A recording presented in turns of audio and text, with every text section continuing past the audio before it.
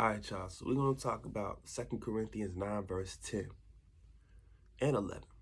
Now the one who provides seed for the sower and bread for food will provide and multiply your seed and increase the harvest of your righteousness.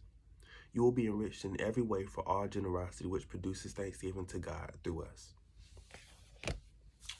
As Paul writes this, he's facing persecution. Paul, a former Pharisee who was persecuting Christians himself, found Jesus and saw the Lord. It had to shift his life. But once he understood he had to come in humility and give everything he had, everything that he thought he had, everything he thought that he built up for himself to God for the work of God, that's when he really woke up. And that's when he really recognized how blessed he was.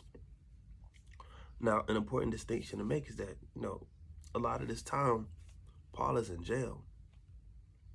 And I think to myself, how can somebody be considered, having abundance when they're in prison, in confinement, in isolation, and incarcerated, right?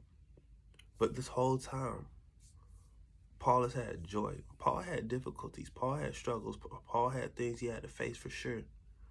But the thing that couldn't be taken from him was his joy and his peace that God gave him. Because Paul had a seed. Paul had the words of God to sow, to spread, to share.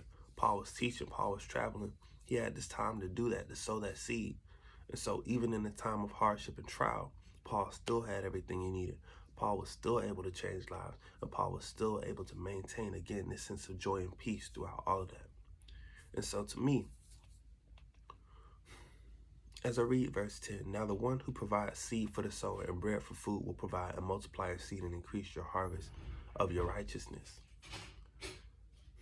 As we remain faithful to God's word, not perfect in every way, not at all, but faithful and repentant and dedicated to the task God has called us to do, then those needs that we have will be provided. Now, I'm still having my own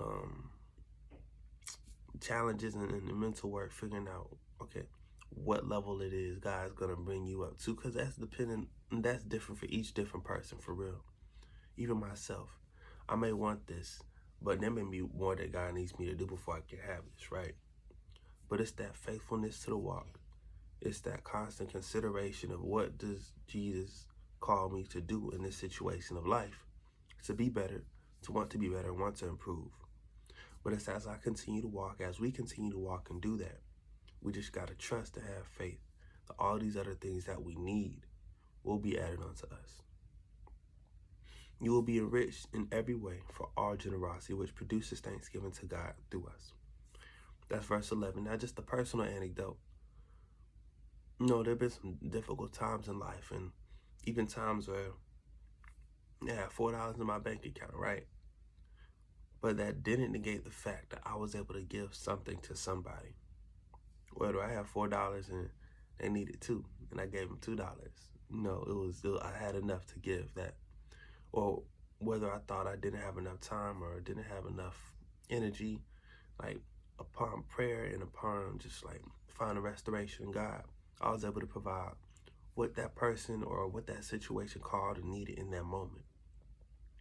And that's what I think we should shift our mindsets to understanding.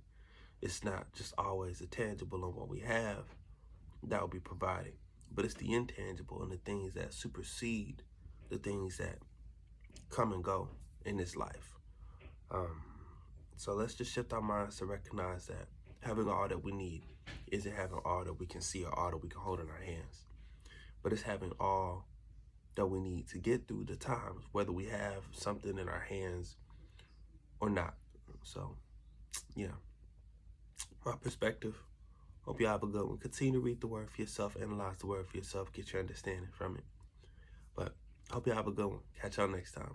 Peace.